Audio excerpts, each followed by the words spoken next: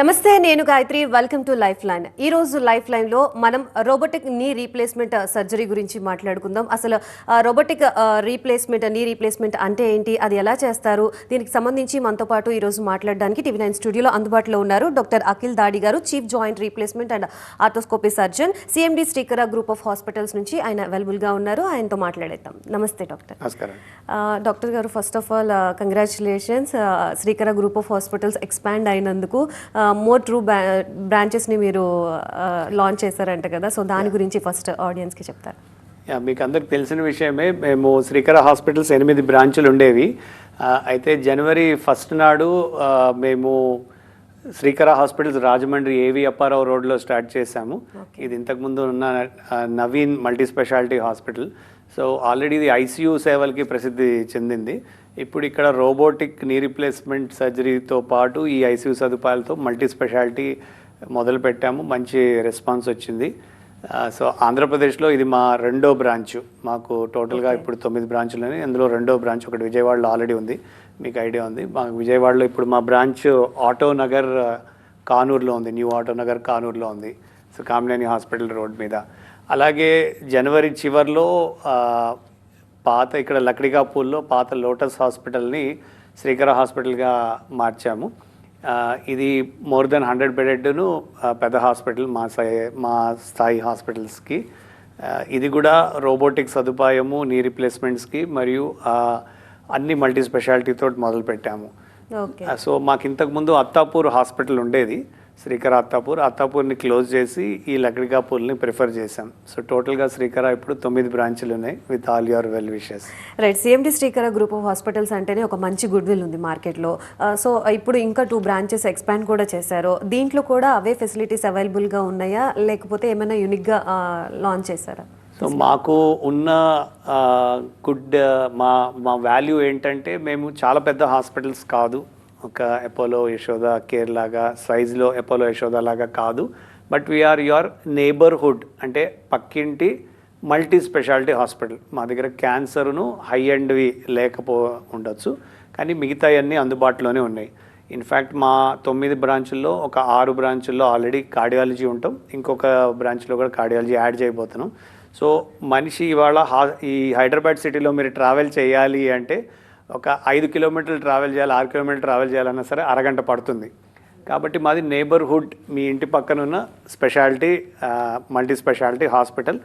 మిగతా హాస్పిటల్స్లా కాకుండా, అంటే మా స్థాయి మాకన్నా చిన్న హాస్పిటల్స్లా కాకుండా అందరు డాక్టర్స్ అందుబాటులో ఫుల్ టైం ఉంటారు, పిలవాల్సిన అవసరము లేదు. అలాగే ఆర్థోపెడిక్స్కి మేము ప్రసిద్ధి చెందాము కాబట్టి, అండ్ అందులోనూ మాకున్న బ్రాంచుల్లో 7 బ్రాంచుల్లో రోబోటిక్స్ ఉండటం అనేది దాదాపు ప్రపంచంలో ఎక్కడ 7 రోబోటిక్ మెషిన్స్ ఉండటం అనేది లేదు నీ రీప్లేస్మెంట్ చేయటానికి. సో అటు కార్డియాలజీ, ఇటు రోబోటిక్ నీ రీప్లేస్మెంట్ సర్జరీ మాకు 3 బ్రాంచుల్లో 3-4 బ్రాంచుల్లో లేజర్ తోటి యూరాలజీ చేయడం కూడా అందుబాటులోనే ఉంది. రైట్. లాస్ట్ ఇయర్లో కూడా 2024లో సింగిల్ డేలో మొత్తం ఓవరాల్గా 38 నీ రీప్లేస్మెంట్స్ చేశారు. So it's a miracle I think. So దాని గురించి మీ ఎక్స్పీరియన్సెస్? సో గత సంవత్సరం మాకు 2024 శ్రీకర హాస్పిటల్స్కి చాలా బాగుంది. శ్రీకర హాస్పిటల్స్ సౌత్ ఇండియాలో నీ రీప్లేస్మెంట్లో నంబర్ 1 స్థాయిలో ఉంటాము. లాస్ట్ ఇయర్ మేము 4,000కి పైగా నీ రీప్లేస్మెంట్ సర్జరీస్ చేశాము. ఇది కాకుండా మీరు చెప్పినట్టు ఒకరోజు 38 నీ రీప్లేస్మెంట్ సర్జరీస్ ఒక రికార్డ్ లాగా కాదు, కానీ ఆ రోజు ఒక మంచి రోజు కావడంతో చాలామంది ప్రిఫర్ చేశారు ఆ రోజు చేయించుకోవటం. సో నేను ఒక్కడనే కాదు, డాక్టర్ రాకేష్, డాక్టర్ అభిషేక్ అని ఆర్టీసీ క్రాస్ రోడ్లో ఉన్న ఒకే హాస్పిటల్లో ఆర్టీసీ క్రాస్ రోడ్ శ్రీకర 38 చేశాము.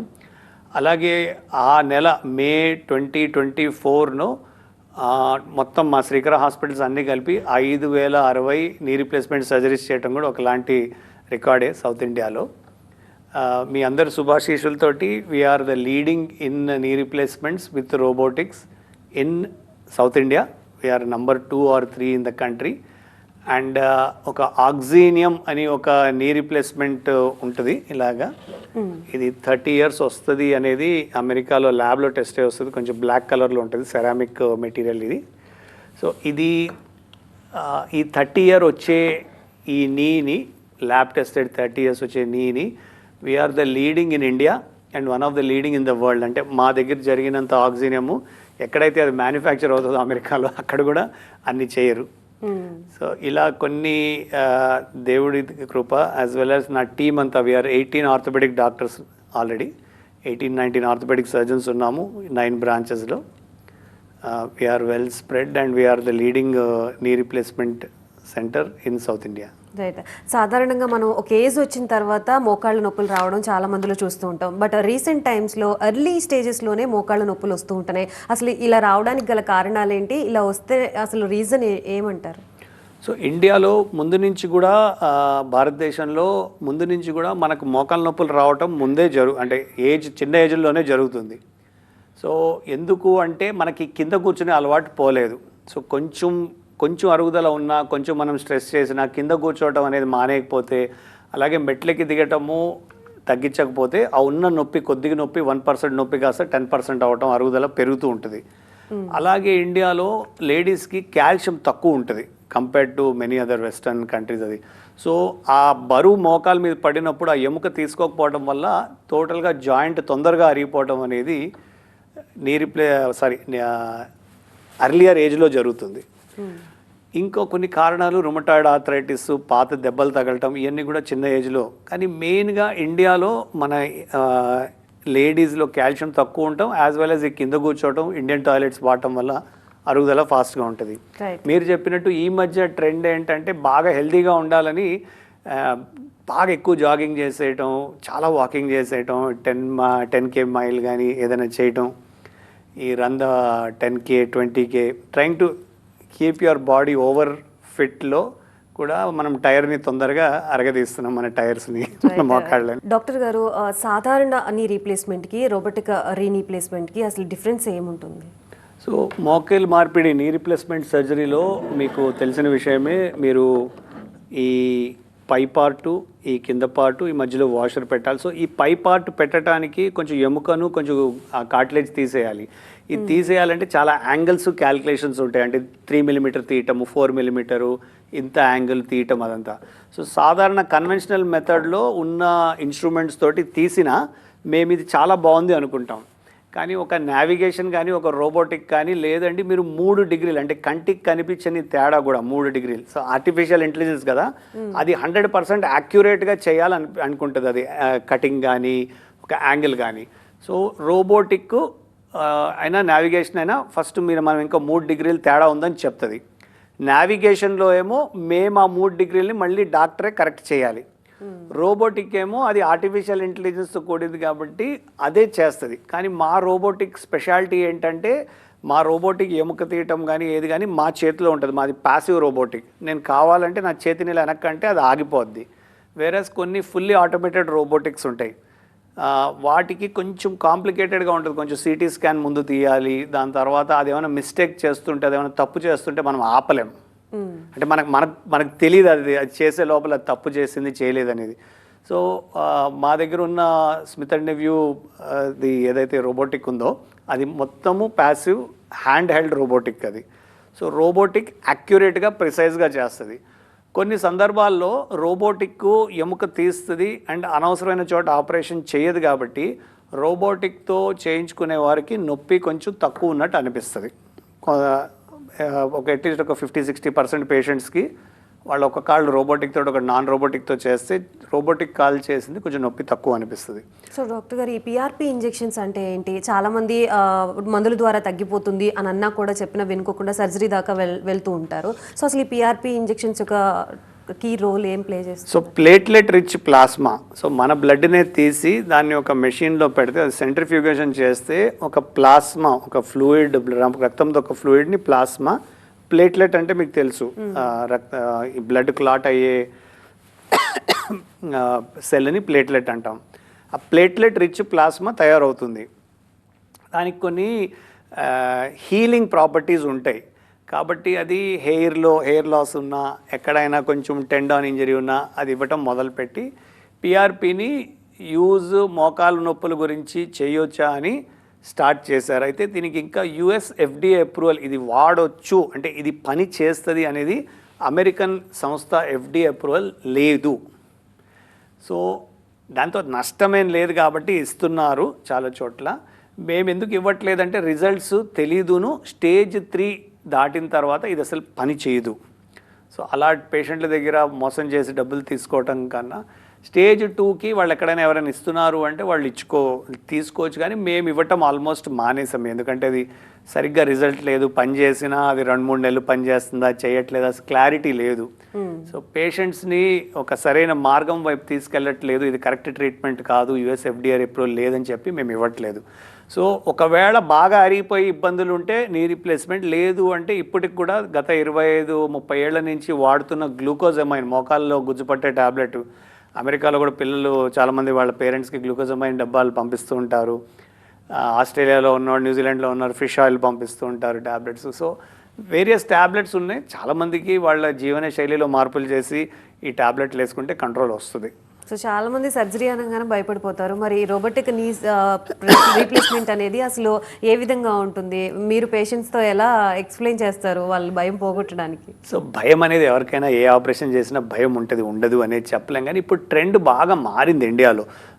కొంచెం పాత రోజుల్లాగా మరీ అంత భయపడట్లేదు, వచ్చి చేయించుకుంటున్నారు. అలాగే ఎంతోమంది ఫ్యామిలీలో వాళ్ళు ఉన్న ఫ్లాట్స్లో వాళ్ళు ఉన్న ఊర్లో చేయించుకుంటున్నారు కాబట్టి చేయించుకుంటున్నారు. ఓన్లీ థింగ్ ఇది ఏంటంటే ఫిజియోథెరపీలో ఈ బలవంతంగా తొయ్యటం అనేది చేయించకపోతే అంత నొప్పున్న ఆపరేషన్ కూడా కాదు. దాదాపు ఒక వారం రోజుల్లో చాలా మటుకు నొప్పి తగ్గిపోయే ఆపరేషన్ ఇది కూడా మిగతా ఆపరేషన్ల లాగా. రోబోటిక్ తోటి కొంచెం యాక్యురసీ రావటంలో నొప్పి తక్కువ ఉండటం అనేది ఒక దాని అడ్వాంటేజ్. అయినా అందరూ పెట్టుకోలేరు రోబోటిక్స్. అంటే అందరికీ మేము కూడా వద్దంటాము, ఎందుకంటే it's a costly thing. So మా దగ్గర 100 మంది చేయించుకుంటే ఒక 70 మంది రోబోటిక్ చేయించుకుంటారు. ఒక 30 మందికి దాదాపు మేము వద్దంటాం, లేకపోతే వాళ్ళ ఫైనాన్షియల్ పొజిషన్ వాళ్ళని అలౌ చేయదు రోబోటిక్ చేయించుకోవడానికి. ఎందుకంటే ప్రతి రోబోటిక్కి కనీసం ఒక 80,000 ఒక్కొక్క కాలికి అడిషనల్గా అవుతుంది అయ్యే నీ రీప్లేస్మెంట్ ఖర్చు కాకుండా. ఓకే. ఎట్ ఏ టైం 2 లెగ్స్కి చేస్తారా? ఒక లెగ్ చేసిన తర్వాత ఒక లెగ్ చేస్తూ ఉంటారా? So patient first of all 2 నొప్పి ఉన్నాయి, 2 అరిగిపోయినాయి అంటే 2 చేయటం, లేదంటే ఒకటైనా బాగా తక్కువ ఉంది 70% ఉంది నొప్పి అంటే వద్దంటాం. రెండోది హెల్త్ తట్టుకుంటుందా. సో ఆపరేషన్ ముందు టెస్టులు, హార్ట్కి సంబంధించిన టెస్టులు చాలా కేర్ఫుల్గా చేస్తాము. ప్రాబ్లం ఉందంటే 2 చెయ్యము. అలాగే మనిషి చాలా లావుగా ఉన్నారు అంటే ఆపరేషన్ అయిన తర్వాత 2 కాళ్ళు చేసి ఎక్సర్సైజ్ చేయలేరు. అలాగే 2 కాళ్ళు మనం చేసాము, చాలా హెవీగా ఉన్నారు, వాళ్ళు నడవలేకపోయారంటే పాపం ఇంటికి వెళ్ళిన తర్వాత పట్టుకునే వాళ్ళు కూడా ఉండాలి కదా. సో ఇవన్నీ పరిగణనలో తీసుకొని ఒక నిర్ణయం తీసుకుంటాం. ఒకటైన తర్వాత ఇంకోటైనా సన్నగా ఉన్నారు, హార్ట్ బాగుంది, బాగా అండర్స్టాండింగ్ ఉంటారు. ఎస్పెషల్లీ ఈ విషయంలో లేడీస్ ఇంకా మెన్ కన్నా బాగా ధైర్యంగా అండర్స్టాండింగ్గా ఉంటారు ఎక్సర్సైజ్ చేయటంలో. లేడీస్ ఆర్ బెటర్ అంటాం. వీళ్ళకి బోత్ నీస్ ఒకేసారి చేస్తాం, లేదంటే వీళ్ళు గో స్లోలీ ఒకటి తర్వాత ఒకటి చేస్తాం.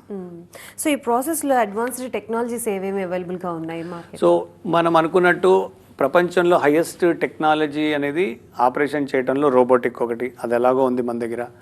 రెండోది లోపల వాడే ఒక ఇంప్లాంట్, అది ముందు కోబాల్ట్ క్రోమ్ అంటే సాధారణ వర్డ్స్లో సిల్వర్ అంటే స్టెయిన్లెస్ స్టీల్ అనుకోండి, ఇప్పటికి కూడా వాడుతున్నాం చాలా మటుకు. ఇంకొకటి మెటీరియల్ ఇలా టైటానియం నైట్రేట్ అని చూడటానికి గోల్డ్లా ఉంటుంది, గోల్డ్ ఏమి ఉండదు దాని లోపల. Titanium nitrate looks like gold. ఇది యాంటీ ఎలర్జిక్ అంటారును. దీంతో పాటు కింద ప్లాస్టిక్లో విటమిన్ ఈ వాడితే ఇది కూడా ఎక్కువ కాలం మన్నుద్ది అనేది. సో ఏదైనా సరే నీ రీప్లేస్మెంట్లో లాంజివిటీ ఎక్కువ రావాలని వాడుతూ ఉంటాం. మూడోది ఇందాకే చెప్పాను కదా ఆక్సినియం సెరామిక్ది, అది 30 years వస్తుంది అనేది అమెరికా ల్యాబ్లో టెస్ట్ అయ్యి వస్తుంది. మేము 60 కన్నా తక్కువ ఉన్న వాళ్ళకి యాజ్ ఏ రూల్, ఆల్మోస్ట్ నేనైతే యాజ్ ఏ రూల్ 60 కన్నా తక్కువ ఉన్న వాళ్ళకి ఆక్సినియమే వాడతాను. 60 పైన ఉన్న వాళ్ళకి గోల్డ్ అయినా, ఇక కొంచెం కాస్ట్ గురించి చూస్తున్నారంటే కోబాల్ట్ క్రోమ్ అయినా వాడుతుంటాం. మోస్ట్ ఆఫ్ ద టైమ్స్లో ఏ ఏజ్ని మీరు కేటగరైజ్ చేస్తారు? ఏ ఏజ్ నుంచి ఇది నీ రీప్లేస్మెంట్ చేయడానికి సజెస్ట్ చేస్తాం? అలా చేయలేము, ఎందుకంటే కొన్ని సందర్భాల్లో రుమటాయిడ్ ఆర్థరైటిస్ కీళ్ళవాతం వల్ల 18 ఏళ్ళు 16 ఏళ్ళ అమ్మాయిలకు కూడా చేయాల్సి వచ్చింది. Rare case. కానీ జనరలీ ఇండియాలో 45 ఈజ్ అబోవ్ వాళ్ళు ఎవరైతే కొంతమందికి చాలామందికి 45లోనే లేడీస్కి మనవరాలు కూడా ఉంటారు.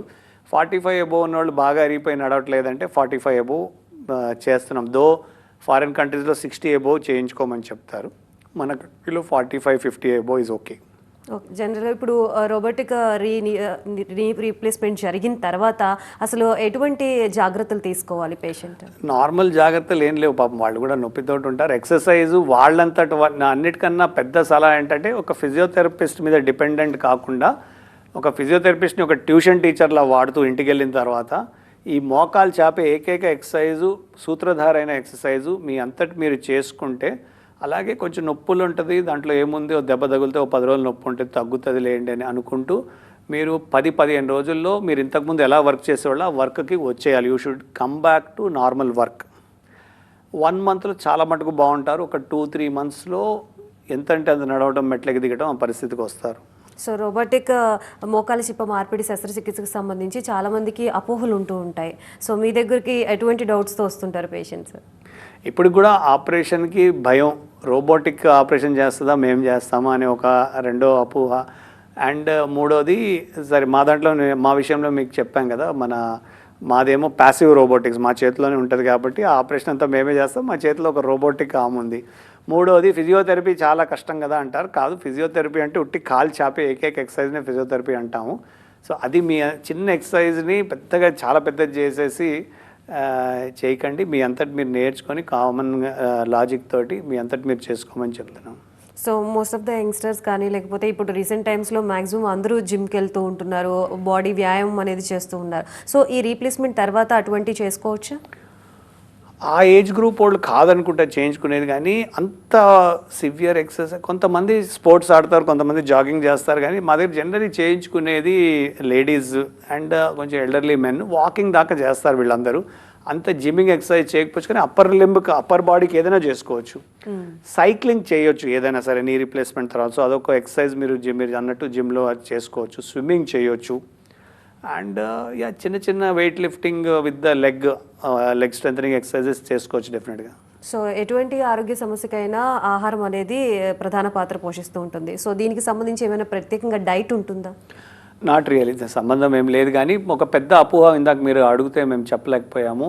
ఈజ్ దట్ పప్పులు తింటే చీమ్ పడుతుంది అనేది ఆపరేషన్ తర్వాత అనేది ఇప్పటికి కంటిన్యూ అవుతుంది. ఏ పప్పుతోటి ఏ ఆపరేషన్కి ఎలాంటి చీమ్ పట్టదు. ఇన్ఫ్యాక్ట్ వెజిటేరియన్స్ తినే ఫుడ్లో ప్రోటీన్ ఉండేది పప్పుల్లోనే. సో పప్పులు తినండి అందరూ ఆపరేషన్ తర్వాత, దీనివల్ల చీమ్ ఏం పట్టదు. ఆహారంలో మీరు కాల్షియం ఉన్నది డ్రై ఫ్రూట్స్లో అండ్ పాలల్లో, ఇది డెఫినెట్గా అవసరం. రెండోది మానటానికి, ఒక గాయం మానటానికి ప్రోటీన్తో సహా విటమిన్ సి అవసరం. సో ఫ్రూట్స్, విటమిన్ సి ఉన్న ఫ్రూట్స్, పుల్లగా ఉన్న ఏదైనా సరే, చింతపండు దగ్గర నుంచి అన్ని ఫ్రూట్స్ కూడా విటమిన్ సి ఉన్న fruits you should take. So Srikara group of hospitals 12 years complete చేసుకుంది. సో పేషెంట్స్కి మీరేం చెప్పాలనుకుంటున్నారు? మీ అందరికీ కృతజ్ఞతలు. కానీ శ్రీకర హాస్పిటల్స్ని ఇంత పైకి తెచ్చిన వారు మీరందరూ, మా మీద నమ్మకం పెట్టుకున్నారు. అలాగే మేము కూడా మీ నమ్మకాన్ని ఎప్పుడు పోగొట్టం. మీకు అవసరం లేకపోతే ఎలాంటి ఆపరేషన్ చేయం. మేము పైకి వచ్చిందే అవసరం లేదు అంటే అవసరం లేదని ఆపరేషన్ చెప్పేటోళ్ళం కాబట్టి ఆ నమ్మకం మా మీద పెట్టుకొని మీ ఆశీస్సులు, ఇంకా మీ శుభాశీస్సులు మాతో ఉండాలని కోరుతున్నాం. సో ఇప్పటి వరకు మీ జర్నీలో మోకాల సర్జరీకి సంబంధించి చాలా చేసి ఉంటారు. మరి శ్రీకర హాస్పిటల్స్లో ఎన్ని మోకాల సర్జరీలు చేయడం జరిగింది? 12 ఏళ్లలో 20,000 మోకాల శస్త్రచికిత్స మార్పిడి జరిగినాయి, అందరు కలిసి, టీం అందరు కలిసి. నేను పర్సనల్గా 25 ఏళ్ళ నుంచి 24 ఏళ్ళ నుంచి నీ రీప్లేస్మెంట్స్ చేస్తున్నాను. సో నా పర్సనల్ కూడా ఒక 25,000 సుమారు ఉంటుంది. కానీ అది 25 ఏళ్లలో.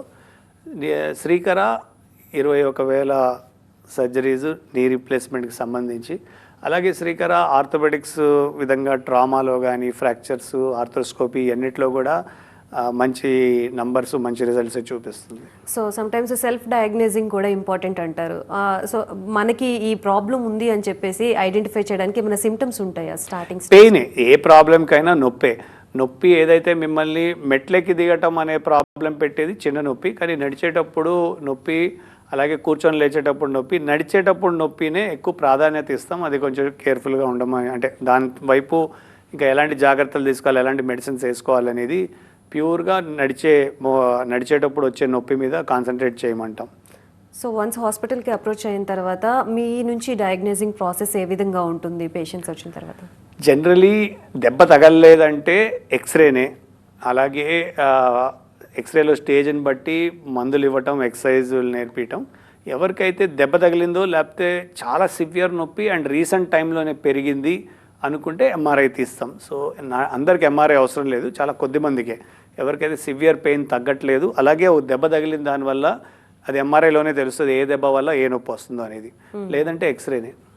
సో జనరల్గా ఈ ఎక్స్రేస్ అన్ని తీసిన తర్వాత ఏ స్టేజ్లో ఉంటే త్వరగా తగ్గే మార్గం ఉంటుంది, ఏ స్టేజ్ వరకు వస్తే మీరు సజెస్ట్ చేస్తారు సర్జరీ అనేది? సో జనరలీ స్టేజ్ 3 దాటిన తర్వాత స్టేజ్ 4 ఎప్పుడైతే కొంచెం పక్కకు జరిగిపోయింది లేకపోతే బాగా అరిగిపోయింది, అలాగే ఒక 200-300 మీటర్లు నడవటానికి ఇబ్బంది పడి నొప్పి వల్ల, అలాగే ఒక 10 నిమిషాలు కూడా నుంచోలేని పరిస్థితి, అండ్ అన్నీ ట్రై చేశారు, అది ఎక్సర్సైజు, మందులు, నొప్పి టాబ్లెట్ వేసుకున్న నొప్పి తగ్గట్లేదు, ఏం ట్రై చేసినా గత 3-4 నెలలుగా నుంచి మినిమం 3-4 నెలలు నొప్పి, అంత నొప్పి ఉండాలన్నమాట. అప్పుడే సర్జరీ చెప్తాం, ఎక్స్రే తీసిన తర్వాత బాగా అరిగిందని.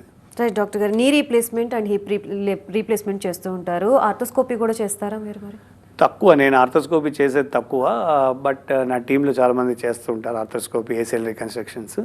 నేను కొంతమందికి నేను ఆర్థోస్కోపీలో నేను ఉంటాను, ఆ సర్జరీలో కాసేపు ఉంటాను నేను.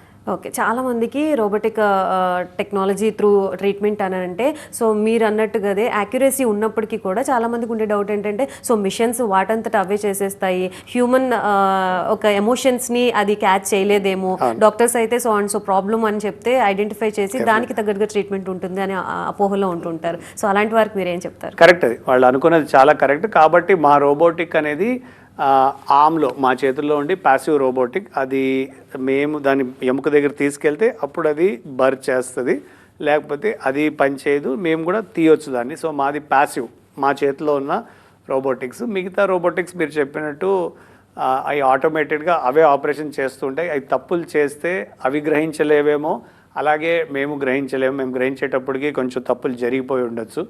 సో అందుకే మాకు మా సిస్టమ్ చాలా ఇష్టం, మా ప్యాసివ్ రోబోటిక్ సిస్టమ్స్ చాలా ఇష్టం. Right, thank you so much doctor Akhil దాడి గారు, thank you for being here. Thank you. So చూసారు కదా, ఇది వాళ్ళ లైఫ్ లైన్. మరొక లైఫ్ లైన్లో మళ్ళీ కలుద్దాం, అంతవరకు చూస్తూనే ఉండండి TV9.